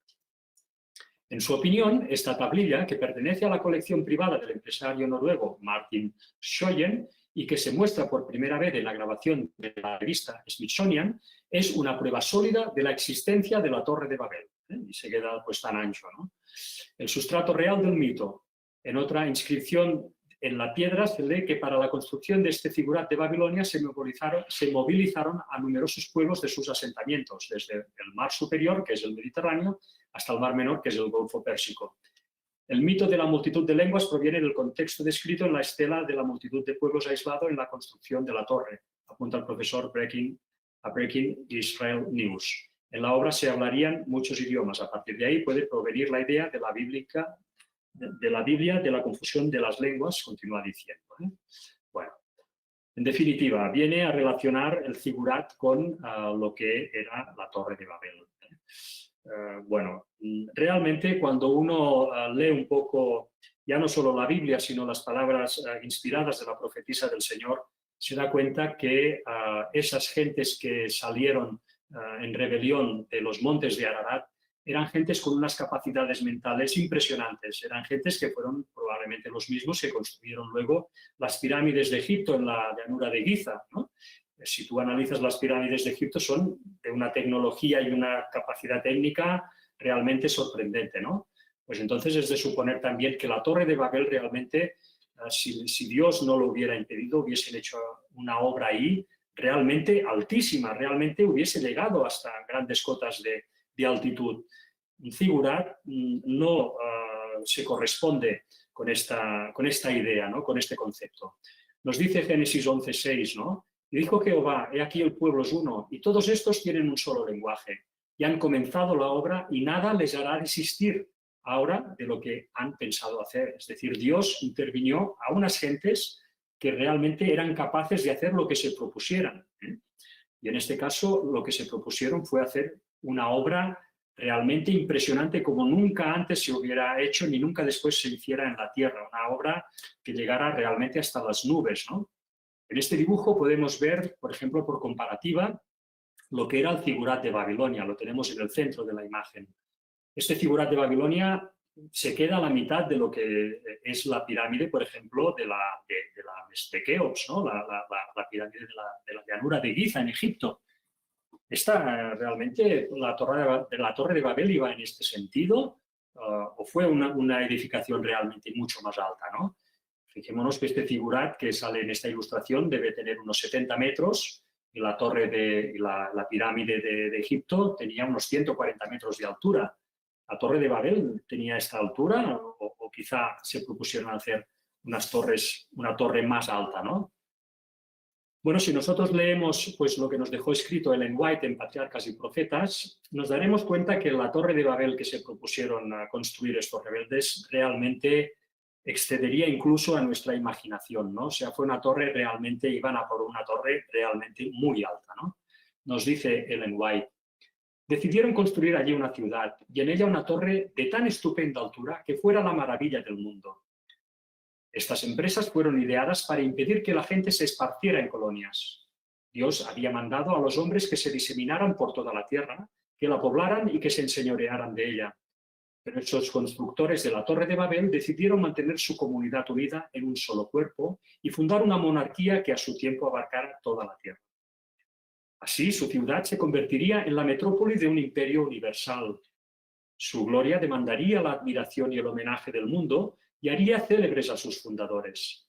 La magnífica torre, que debía alcanzar hasta los cielos, estaba destinada a ser algo así como un monumento del poder y sabiduría de sus constructores, para perpetuar su fama hasta las últimas generaciones. Los moradores de la llanura de Sinar no creyeron en el pacto de Dios que prometía no traer otro diluvio sobre la tierra. Muchos de ellos negaban la existencia de Dios y atribuían el diluvio a la acción de causas naturales. Otros creían en un ser supremo que había destruido el mundo antediluviano y sus corazones, como el de Caín, se rebelaban contra él. Uno de sus fines al construir la torre era el de alcanzar seguridad si ocurría otro diluvio. Creyeron que construyendo la torre hasta una altura mucho más elevada que la que había alcanzado las aguas del diluvio, se hallarían fuera de toda posibilidad de peligro. Bueno, ya vemos que claramente esta torre no hacía 90 metros. Era una torre realmente, iban a por una torre realmente muy alta, ¿no? Nos sigue diciendo Ellen White, y al poder ascender a la región de las nubes, esperaban descubrir la causa del diluvio. Toda la empresa tenía por objeto exaltar aún más el orgullo de quienes la proyectaron, apartar de Dios las mentes de las generaciones futuras y llevarlas a la idolatría. Vemos aquí en esta imagen muy interesante, creo yo, en donde aquí se muestra un proyecto relativamente reciente de un arquitecto americano que propuso hacer esta torre que vemos a la izquierda en Estados Unidos. Imaginemos una torre que, según estaba proyectado, debía de tener 3.000 metros de altura. En comparación, vamos a ver, con los edificios más altos que se han hecho hasta ahora, vemos que quedan como ridículos al lado de esta torre, ¿no?, de este proyecto, ¿no? Yo no digo, evidentemente, que los constructores de la Torre de Babel llegaran a una altura de 3.000 metros, no lo sé, no lo creo. Pero en todo caso, lo que vemos aquí muy interesante es la forma arquitectónica que le ha dado este arquitecto para poder sustentar una estructura de esa enormidad y que pueda alcanzar grandes alturas, ¿no? Y vemos que la forma que le da es, bueno, esta forma de una especie de papelina o de embudo, ¿no?, que se yergue pues, con esta silueta hacia los cielos, ¿no? Es muy interesante porque realmente, además, podemos ver cómo, al ser cilíndrica, podría haber una espiral alrededor para ir subiendo todos los materiales hacia arriba, ¿eh? Esto, evidentemente, no tiene la forma de un figurat, ¿eh? Esto tiene una forma totalmente distinta. Si fuera la forma de un figurat, tendría problemática porque el figurat, al tener escalones, hubiera tenido que tener unos lados mucho más inclinados, con una inclinación superior, y por lo tanto, para conseguir una gran altura, hubiera tenido que consumir una gran base, una gran superficie, y se hubiera comido prácticamente toda la ciudad, no hubiera sido factible, ¿no?, aparte de todo el material que se hubiera tenido que acabar removiendo. Entonces, para poder levantar una torre muy elevada, la forma correcta era esta, ¿eh? En este proyecto vemos aquí, se llama Ultima Tower. Vamos a leerlo porque es que es curioso. El Ultima Tower es un rascacielos propuesto para su construcción en Estados Unidos y que alcanzaría una altura estimada de 3.218 metros. La torre propuesta tendría un diámetro en su base de 1.828 metros, es decir, 1,8 kilómetros, y comprendería 140 millones de metros cuadrados de espacio de piso del interior. Sui, que es el arquitecto, propuso que la torre podría alojar a 1 millón de personas y costaría aproximadamente unos 150.000 millones de dólares. La torre utilizaría la diferencia de presión atmosférica entre el interior y la parte superior de la torre para crear electricidad a lo largo del edificio. El edificio está diseñado para poder gestionar problemas de sobrepoblación y para crear un mini ecosistema para sus habitantes. Bueno, pues vemos esta curiosidad, pero en todo caso la forma, quedémonos con la forma, porque Ron Wyatt, cuando estuvo en sus expediciones al Arca de Noé, concretamente en las arcas de piedra que fue encontrando esparcidas por el Valle de los Ocho, había una serie de petroglifos dibujados en estas anclas y eran petroglifos que eran cruces templarias que encontró él, pero entre estos petroglifos también encontró un dibujo que a él le pareció que fuera la silueta de la Torre de Babel. Lo vemos aquí, ¿no? Vamos directamente al dibujo que encontró Ron Wyatt, ¿no? Es este petroglifo que vemos a la izquierda, en la imagen superior, donde vemos esta especie de pirámide escalonada, pero que, si la seguimos en sus vértices con una línea amarilla, vemos cómo realmente acaba formando esta forma de embudo, la misma que ha diseñado este arquitecto para poder conseguir estas grandes alturas, ¿no? Entonces, esta quizá sería la forma correcta. Ron Wyatt, en un escrito en la página web donde se presentan todos estos descubrimientos de Ron Wyatt, nos dice lo siguiente acerca de sus comentarios de este petroglifo. Nos dice, aunque basado en la teoría, Ron concluyó que quizá la Torre de Babel había sido construida con el diseño del petroglifo encontrado en una de las anclas flotantes. Este diseño, en lugar de escalones que ascendían hacia arriba como los de un zigurat, tenía una rampa que giraba en espiral alrededor de la estructura hacia arriba. Esto habría permitido un transporte de materiales mucho más fácil a medida que aumentaba la altura. También habría permitido que la estructura ascendiera a una altura mayor, pues si se hubieran utilizado escalones, que es lo que decíamos antes, ¿no?, el ángulo de los lados habría tenido que inclinarse en un ángulo mayor para acomodar el ancho de cada escalón de adelante hacia atrás. Es decir, que un zigurat no podía nunca llegar a tener una altura realmente importante, ¿no? Solo hecho en esta forma cilíndrica y con esta forma de cono, ¿no? Pues realmente se puede llegar a alcanzar. Bueno, aquí veíamos un texto de Ellen White en el cual pues, nos daba un poco más de vislumbre de esta torre de Babel, ¿no? Nos dice, adelantada la construcción de la torre, parte de ella fue habitada por los edificadores. Otras secciones, magníficamente amuebladas y adornadas, las destinaron a sus ídolos. El pueblo se regocijaba en su éxito, loaba a dioses de oro y plata y se obstinaba contra el soberano del cielo y la tierra. Vemos cómo realmente la torre de Babel que describe Ellen White es una torre realmente majestuosa, que ya en su base, porque esta torre sabemos que no pudo ser acabada, pero lógicamente la base ya debía ser impresionante, porque debía ser una base de un gran diámetro, pues ahí ya se pudieron ir instalando toda una serie de gentes que contribuían en su construcción, ¿no? Todo esto nos daría pues esta imagen un poco de cómo pudo ser esta torre de Babel. Así que, en definitiva, esta es la opción que defendió, quizá creo que es la más acertada, y es la que defendió Ron Wyatt, ¿no? De que los rebeldes, saliendo del monte Ararat, construyeron una primera Babel en este valle de Diyarbakir, en la zona de Turquía, y luego, una vez dispersados, la tribu más potente, la tribu de Nimrod, los sumerios, se instalaron, lo vemos en la imagen derecha, en la parte baja de Mesopotamia, y ahí reiniciaron el proyecto de construir una ciudad que estos semitas que se mantuvieron en Ararat bautizaron también con el mismo nombre de Babel, porque seguía siendo confusión lo que estas gentes estaban intentando hacer. Vemos aquí a Ron Wyatt, que fue el que sacó a la luz tantos descubrimientos, ¿no? Arqueológicos que han dado luz en estos tiempos del fin, en los cuales es tan importante tener todas las armas a disposición del creyente para poder resistir todos los engaños y todos los ataques que va a recibir la persona pues, de este mundo que está intentando tirar por tierra el gobierno de Dios. Ron Wyatt fue, por tanto, un elemento que movió claramente Dios para dar cumplimiento a este versículo de Lucas 19:40, que nos dice: Él, respondiendo, les dijo: os digo que si estos callaran, las piedras clamarían. Y efectivamente, en un momento en que el mundo calla, y especialmente la iglesia denominacional de los adventistas, pues calla hasta el punto de que desprestigió a Ron Wyatt y lo llegó a echar de sus filas.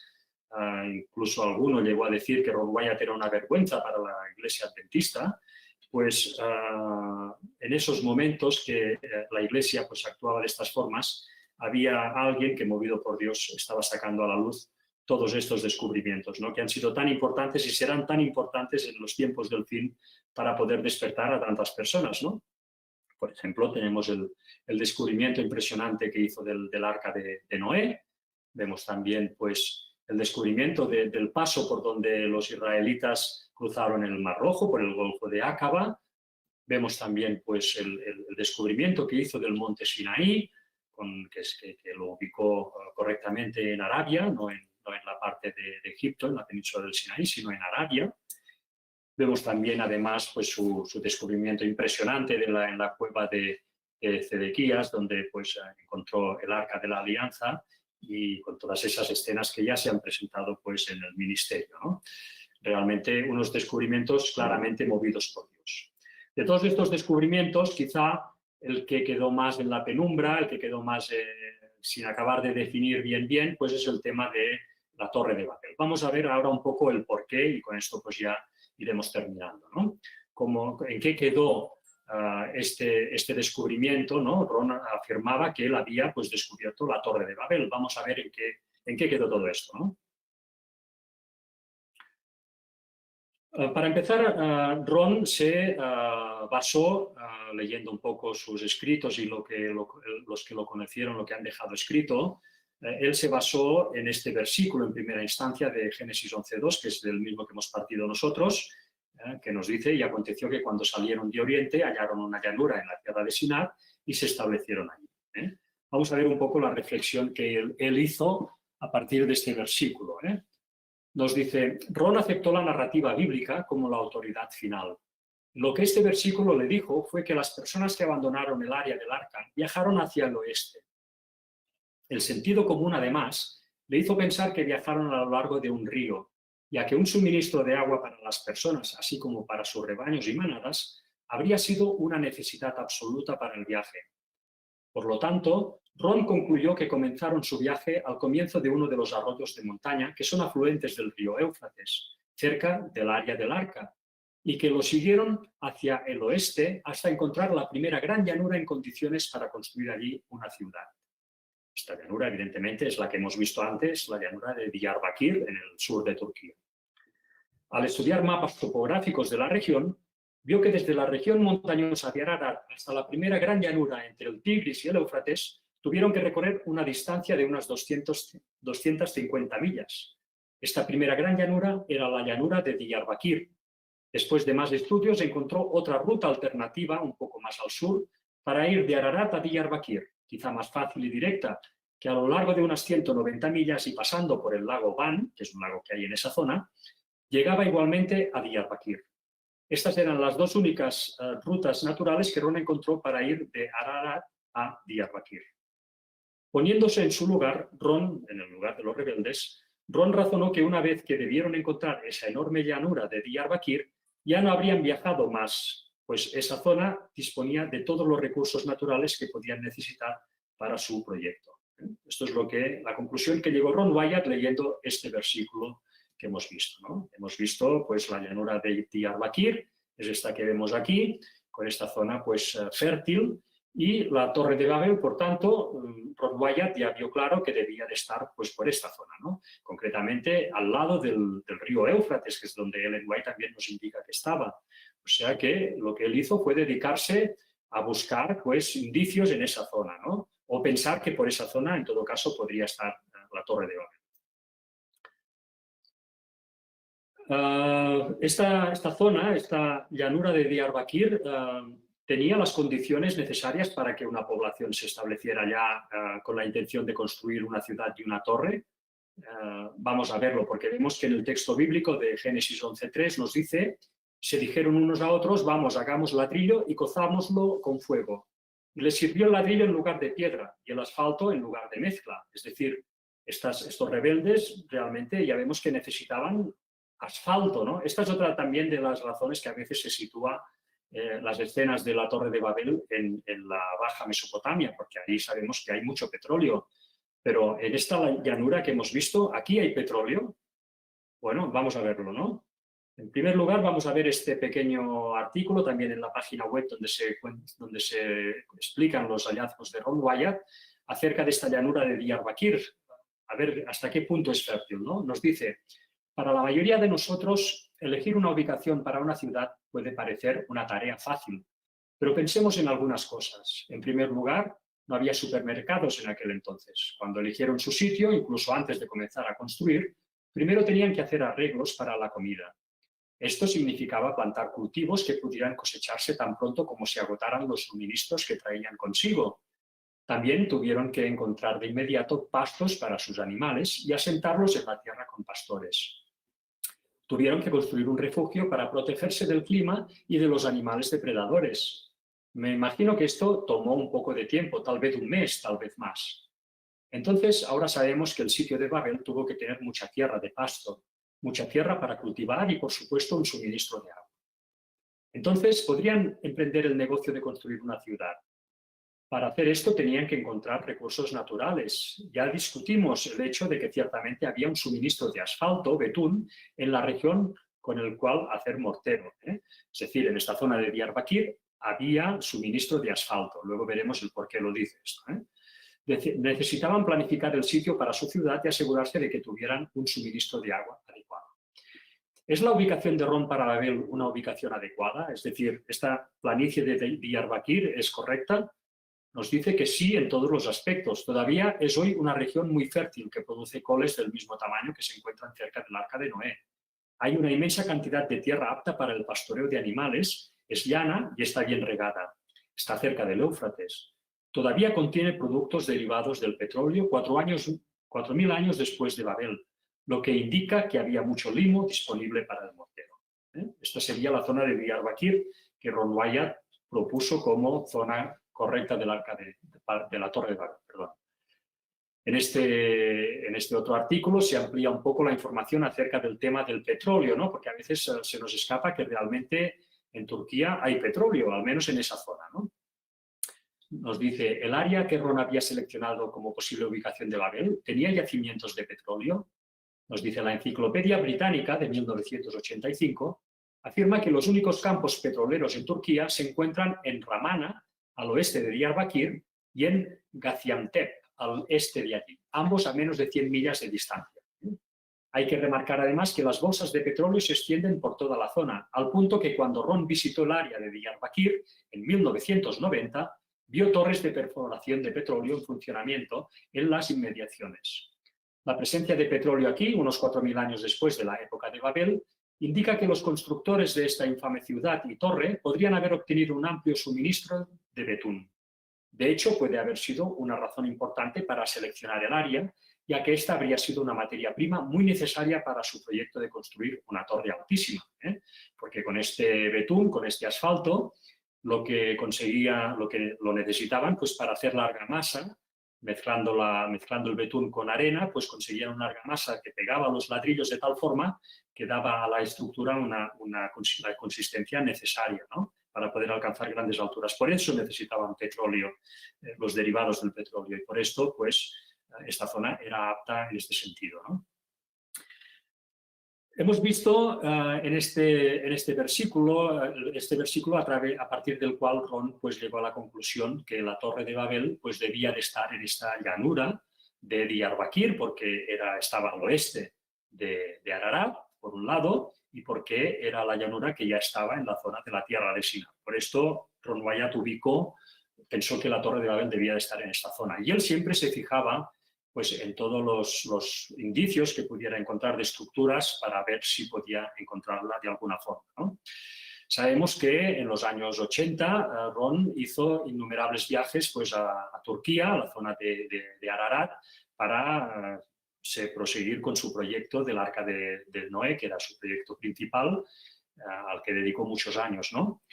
Y él mismo nos cuenta que en un vuelo que tomó de Estambul a Diyarbakir, al aeropuerto de Diyarbakir, pues aproximándose a Diyarbakir, cuando justamente cruzó el curso del Éufrates, mirando por la ventanilla, pues vio un tel, o sea, es decir, una montaña de residuos de ruinas en uno de los meandros del río que le llamó la atención y él le tomó una fotografía a ese montículo, ¿no? Él estaba siempre atento a todos los tels que pudiera encontrar o pudiera ver acerca del río Éufrates, porque él sabía que la Torre de Babel, de quedar algún resto, debía de estar en esa zona, ¿no? ¿Qué es un tel, en primer lugar? Vamos a ver un poco qué es un tel.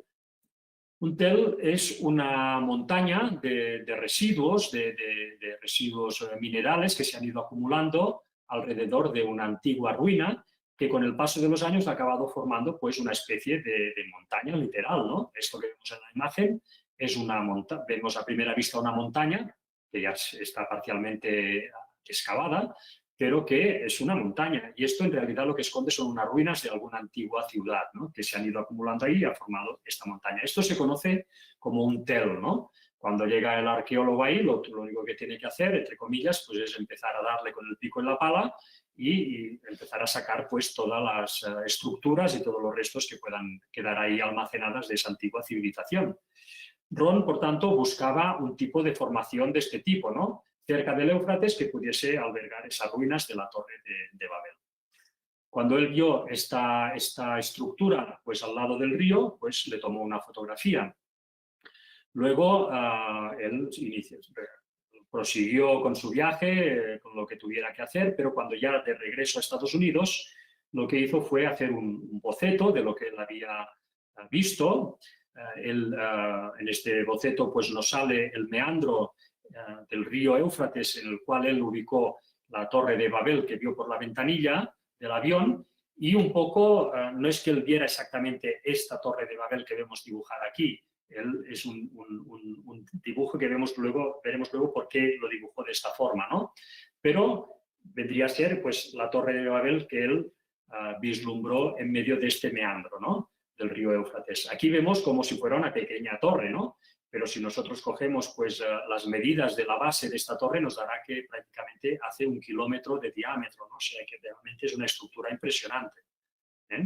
¿Por qué Ron dibujó la estructura con esta forma? Bueno, vamos a ver primero cuál es el meandro, ¿no? Porque lo primero que hizo Ron cuando llegó a Estados Unidos fue buscar en los mapas de Turquía, en los mapas del Éufrates, dónde estaba este meandro, ¿no? Este meandro concretamente es este, ¿no? Si vemos por comparativa, veremos que es exactamente el mismo. Este meandro se encuentra en lo que vemos a la derecha de este río, es la llanura de Diyarbakir, en su parte pues, más occidental, y vemos este meandro, y en el centro es donde él dijo que vio un tel, una montaña de residuos, que le pareció que podía ser muy bien, por su magnitud, los restos de la Torre de Babel. Y él hizo esa foto y corresponde exactamente en este punto. Esta es una fotografía tomada vía satélite del año concretamente 1984. Luego veremos el porqué. La fotografía, la única que podemos coger es del 1984 para mostrar este meandro. Además, Ron, ya en Estados Unidos, mientras buscaba la imagen que había visto por la ventanilla en los mapas de Turquía, curiosamente le cayó también por esos días en sus manos un estudio, un libro hecho con fotografías de satélite de escáner mineral, ¿no? Es decir, que por lo visto hay un tipo, que lo vemos aquí en esta página web, donde hay una empresa que se dedica a hacerlo, ¿no? Nos dice el titular, metodología satelital litodinámica y escaneo de suelos para la verificación o identificación de nuevas fuentes de agua subterránea para uso de sistemas de agua potable rural.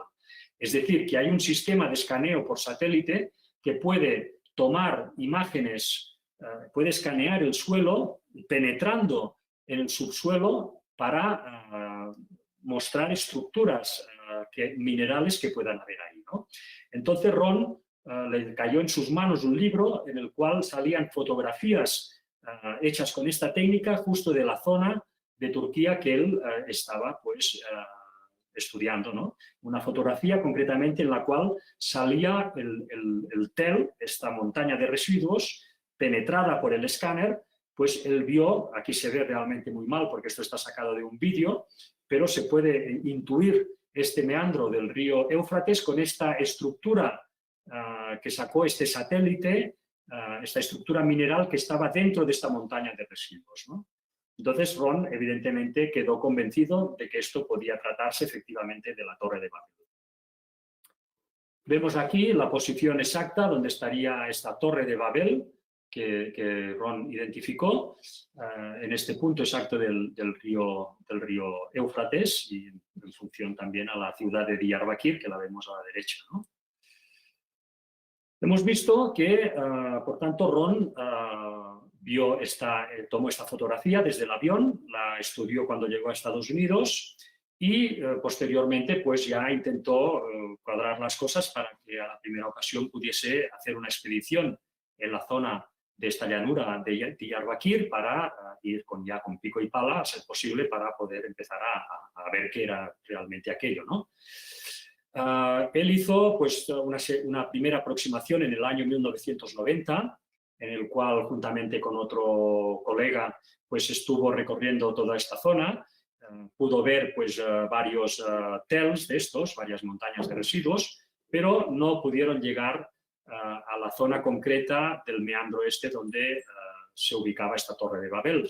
El motivo es que en esos años, en los años 90, ahí había la guerrilla del PKK, la guerrilla turca, que estaba especialmente activa. Por lo tanto, visitar esa zona te ponías realmente en un riesgo real, ¿no? Con lo cual ellos pudieron hacer una escapada rápida en el año 1990, pero no pudieron llegar al enclave que Ron había visto desde el avión. Luego, en 1991, salió otra oportunidad que nos relata la página web donde hemos dicho antes que se muestran los hallazgos arqueológicos de Ron. Nos dice, en agosto de 1991, regresaron a Turquía acompañados por el doctor Allen Roberts y Marvin Wilson para presentar una solicitud para excavar el Arca de Noé. Ellos seguían inmersos en este proyecto del Arca de Noé. Después de reunirse con los funcionarios y recibir una aprobación verbal, se les dijo que se les expediría el permiso por escrito, pero que sería al cabo de 4 días, pues esos próximos días sería festivo en Turquía. Es decir, que el funcionario estaba de acuerdo en darles el permiso, pero todavía tardaría 4 días, con lo cual tenían 4 días muertos en esa zona, ¿no? En ese momento todos decidieron ir a buscar la Torre de Babel mientras esperaban. Lamentablemente, fueron tomados como rehenes por terroristas en su camino a la región y retenidos durante 21 días. Después de este calvario, la búsqueda de Babel quedó en espera. Bueno, esto realmente fue así, es decir, Ron y sus colegas, aprovechando estos 4 días, intentaron acercarse de nuevo a la zona de Diyarbakir para intentar llegar al punto donde él había visto desde el avión, pero fueron secuestrados por un comando del PKK y salió en todas las noticias además y estuvieron pues 21 días de rehenes, ¿no? Aquí en otra página web que nos explica también las andanzas de Ron Wyatt, ¿no? También nos cuenta un poco más de este episodio. Vamos a leerlo, ya estamos terminando. Nos dice, como tenían que esperar 3 días y medio, decidieron partir hacia Erzurum al día siguiente y de allí tomar un poco hacia el sur, en donde Ron sospechaba que se encontraba la Torre de Babel, en ese punto que vio desde el avión. Esa es otra historia de la que no profundizaré aquí, pero sí debo decir que todo el grupo estaba ansioso por ir a ver ese sitio. Llegaron el viernes a Erzurum y desde Dilaver planificaron tomar un minibús que los llevaría al sur. Ya casi era de noche, pero decidieron arriesgarse y partir. Al poco rato de camino, el autobús se detuvo y desde el bosque salieron varios hombres armados con ametralladoras, quienes rápidamente los bajaron del vehículo. Los hombres pertenecían al PKK, un grupo de rebeldes kurdos que solían tomar rehenes para conseguir lo que buscaban. Solo querían rehenes extranjeros y si eran estadounidenses, mejor, aunque también pararon a un grupo de turistas de Inglaterra que venían detrás en otro autobús. Procedieron entonces a adentrar a todo el mundo en la maleza. Esta fue una experiencia traumática que no voy a describir aquí. Bueno. Esto es un poco pues, lo que les sucedió en el año 1991. Y finalmente tenemos el fin de esta historia un poco, que en 1995 ya finalmente Ron tuvo otra oportunidad de poder visitar el área, ya finalmente para poder ir al punto que había visto desde el avión, para poder pues, en fin, tener una aproximación in situ del sitio, ¿no? Pero aconteció que en el año 1990 el gobierno turco hizo una presa justamente en el río Éufrates. La presa se llama la presa de Ataturk y acabó pues, inundando toda esta zona del cauce del río Éufrates y concretamente también el punto donde se encontraba este tel, donde Ron estaba convencido que ahí estaba la Torre de Babel. Por tanto, hoy en día ya no es posible visitar la zona porque, como vemos en esta fotografía aérea, todo esto quedó inundado pues, por el río Éufrates. Lo que se hizo en el año 95, aprovechando pues, este viaje, fue examinar otro hotel que había muy cerca del área donde él pensaba que había estado la Torre de Babel y, concretamente, visitó este otro hotel que es un enorme montículo también, y ahí él, pues, entrando por una abertura que había hecho pues, una expedición probablemente anterior en la zona, pues pudo introducirse dentro y ahí al menos sí pudo comprobar que, bueno, la forma de construir de estas edificaciones tan antiguas de la zona eran precisamente con ladrillos de adobe y con argamasa pues hecha con alquitrán, igual exactamente como nos dice la Biblia que fue hecha la Torre de Babel. Esta constancia la pudo cerciorar pues, Ron, ¿no? Además, estos ladrillos pensemos que tenían una medida, de este tel que pudo examinar Ron, tenían una medida de 70 centímetros por 70 centímetros por 13 de alto. eran unos ladrillos realmente enormes, ¿no? Normalmente los ladrillos que se solían usar en todas las hallazgos arqueológicos que se han ido encontrando suelen tener unas medidas de 40 centímetros por 40. Estos eran unos ladrillos realmente enormes, hechos pues, por gente realmente con una potencia física impresionante, ¿no? Bueno, esto es un poco lo que pudo sacar en claro pues, Ron Wyatt, ¿no? Él, de hecho, en esta imagen que vemos aquí en el año 1996, él todavía seguía hablando de la Torre de Babel, de ese punto que él pudo ver desde el avión y que pudo certificar pues, con ese escaneo satelital. Él seguía convencido que la Torre de Babel estaba en ese punto del Éufrates que hemos estado viendo, ¿no? En todo caso, él, ya para terminar, nos dejó esta conclusión, que es para realmente reflexionar, ¿no? En todo esto que hemos visto, nos dice, estos grandes descubrimientos pertenecen a ustedes, a gente del mundo de Dios. Esto es muy importante, ¿eh? Son sus regalos para sus hijos pecadores, un acto de misericordia para que todos aquellos que quieren conocer la verdad tengan una razón para creer.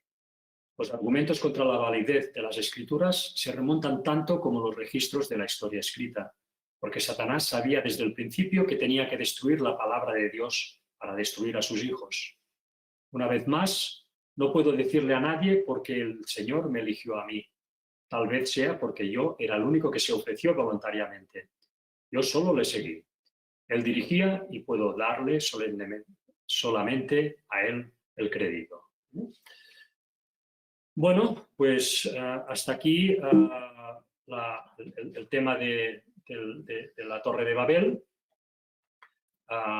Y bueno, espero que haya sido de utilidad para todos y en todo caso creo que clarifica un poco pues hasta qué punto pudo llegar Ron con este tema y creo que ha quedado también bastante claro que según la palabra de Dios muy probablemente la Torre de Babel pues estaba en la actual Turquía, desde ahí fue dispersado todos los rebeldes y que posteriormente los sumerios ya dirigidos por Nimrod refundaron una ciudad que luego ya se conocería como Babilonia, ¿no?